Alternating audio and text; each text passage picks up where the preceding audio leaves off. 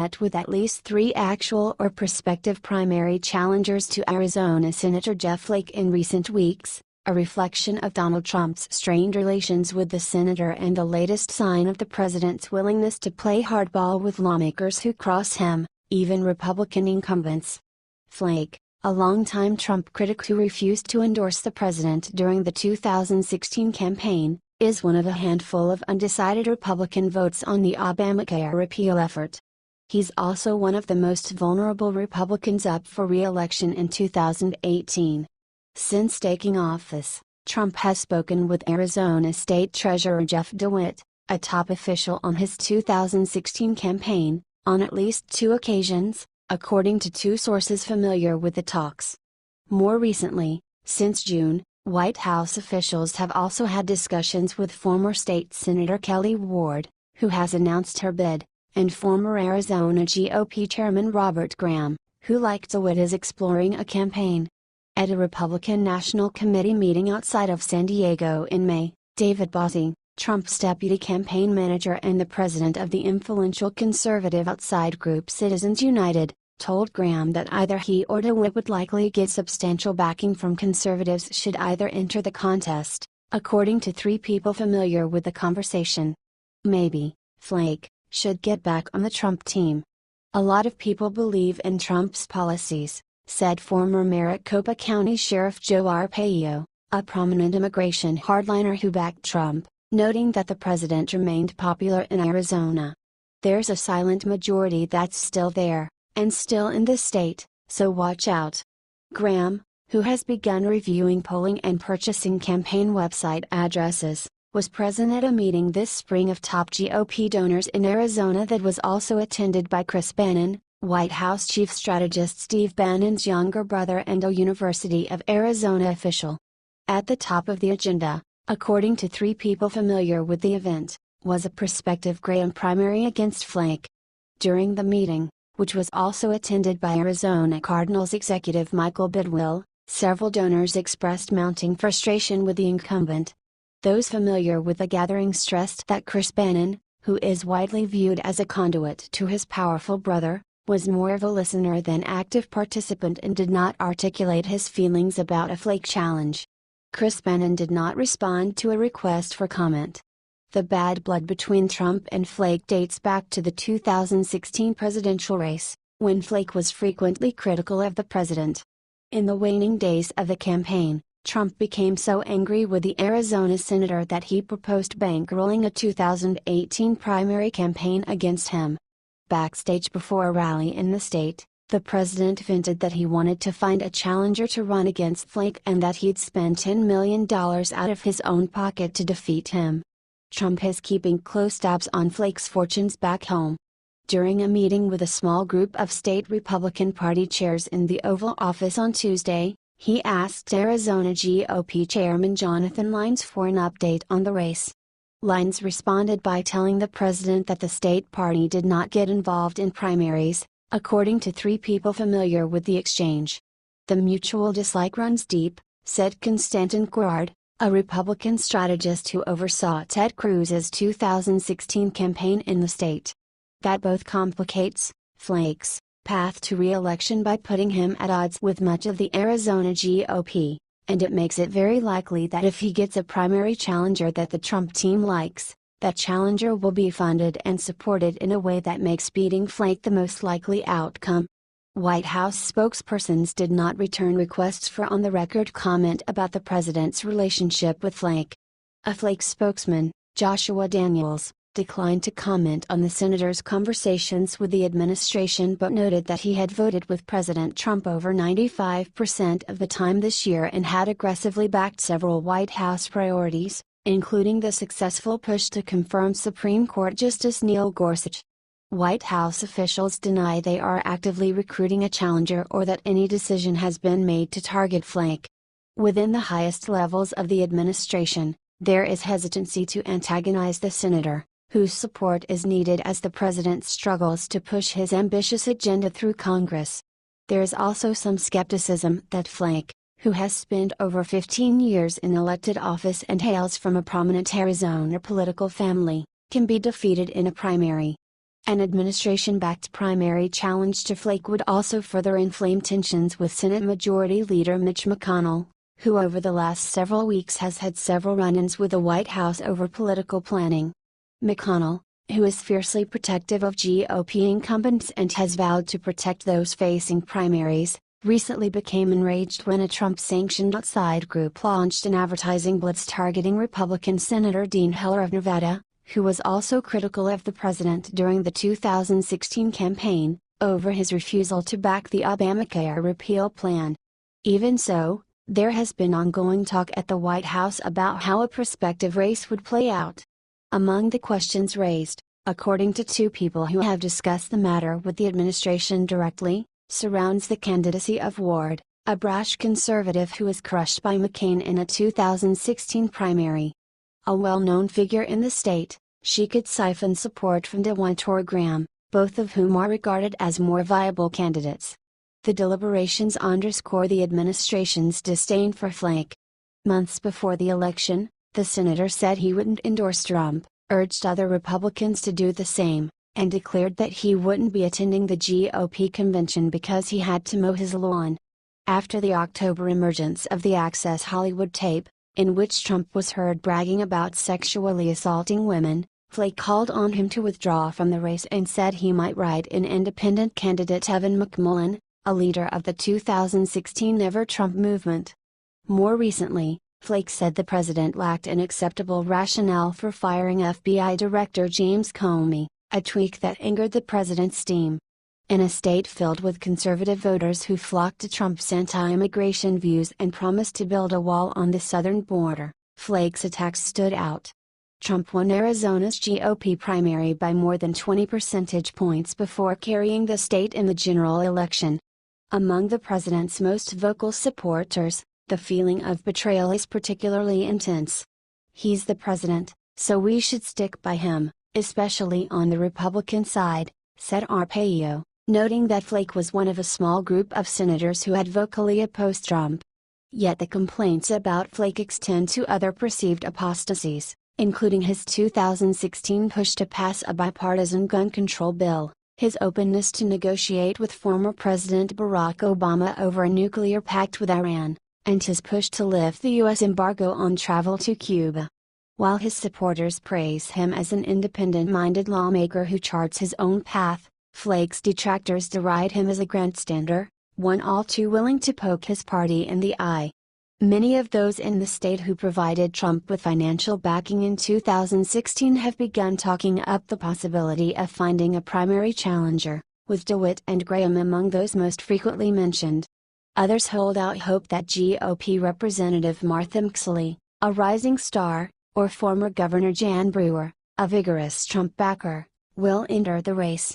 Don Shooter, a state legislator and an outspoken backer of the president, predicted that a Flake challenger would immediately be able to raise between $10 million and $15 million from donors eager to see the incumbent unseated. "They're motivated to take Jeff Flake out," he said.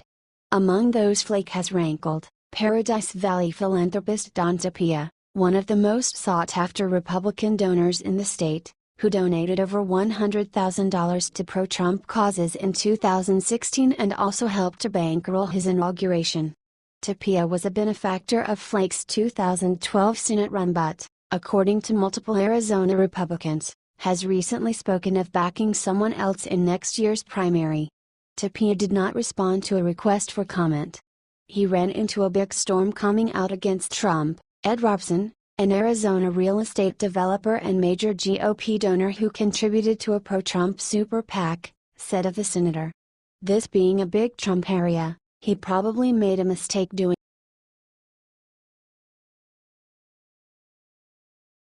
Massive news score. We're going through challenging times under Trump. Former Vice President Al Gore wryly laughed Monday as he said the country is going through challenging times right now. "We've never had a president who's deliberately made decisions, the effect of which is to tear down America's standing with the world," Gore said during an interview on the Today Show. "He's also undermined our alliances such as NATO and hurt our standing in the world in many ways." He and President Donald Trump met in December to discuss climate change in Trump Tower, but the two have not reconvened since the United States withdrew from the Paris Agreement. Gore, an advocate against climate change, thinks it is by far the most serious challenge the country faces. Gore also quoted Senator John McCain, of Arizona, that Donald Trump Jr.'s meeting with the Russians is another shoe dropping from the centipede, and said that everything coming out right now should be viewed in context of Russia meddling in the 2016 election. The disclosures last week were certainly some of the most troubling we've seen in a while, Gore said. There are going to be a lot more disclosures ahead if it follows the pattern of all these leaks from apparently inside the White House.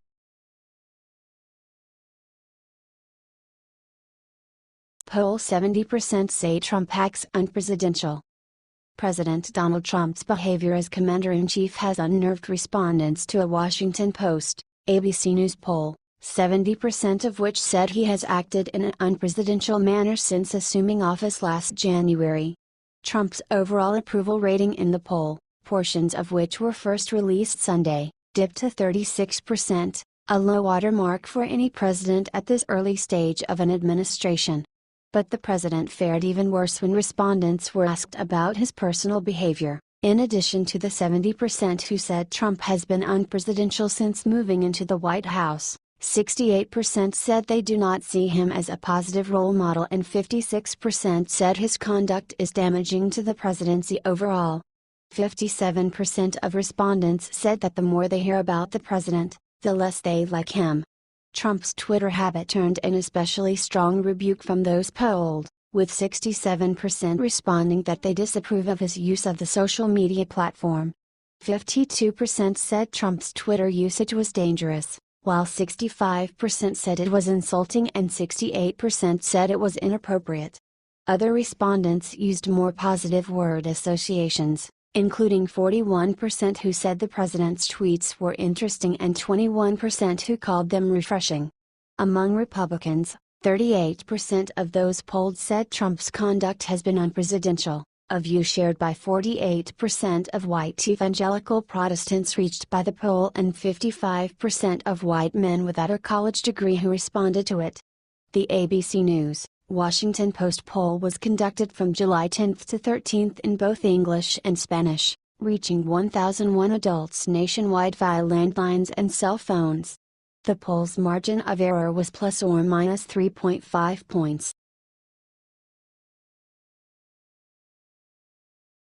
Poll: 46% of respondents approve of Trump's handling of economy. Americans are increasingly confident about the state of the U.S. economy, a new Bloomberg poll released Monday morning shows, but that confidence does not extend to the performance of President Donald Trump. 51% of those polled said they believe the stock market will end 2017 higher than it is right now, while 30% said they anticipate a lower finish. 58% of respondents said they feel they are moving closer to reaching their career and financial hopes. But just 46% of those polled said they approved of Trump's handling of the economy, while 47% said they approved of his record on job creation. Overall, just 40% of respondents said they approve of the job Trump has done as president. 55% said they view him unfavorably and 61% said the nation is headed down the wrong path, both numbers that climbed 12 points relative to a Bloomberg poll taken last December. The president's net favorability rating was 41% in Monday's poll, a 9-point dip relative to last December, when Trump was president-elect. Trump's rhetoric appears to have taken a toll on his standing among poll respondents, with 56% saying that his statements and actions have made them more pessimistic about the president. Last December, 55% said Trump's statements and actions made them more optimistic about him. Those polled also expressed skepticism that Trump will follow through on some of his most high-profile campaign promises.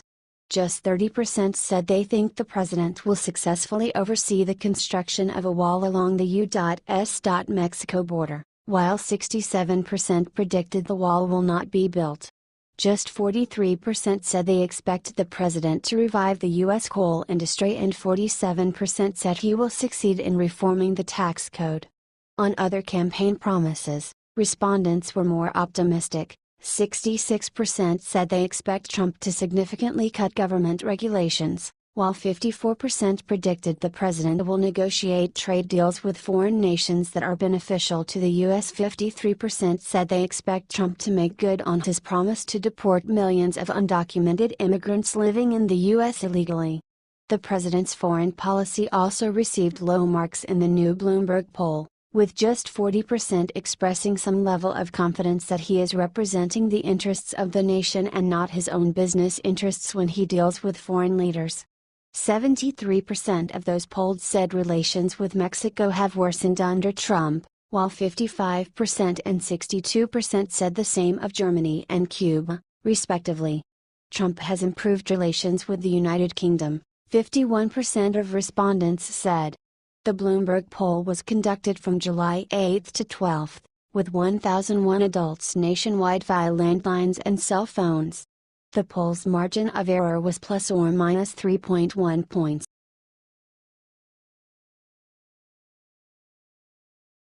Dean Heller's Las Vegas office burglarized. Police in Las Vegas are investigating a weekend break-in at the office of Senator Dean Heller, according to a Las Vegas Sun report.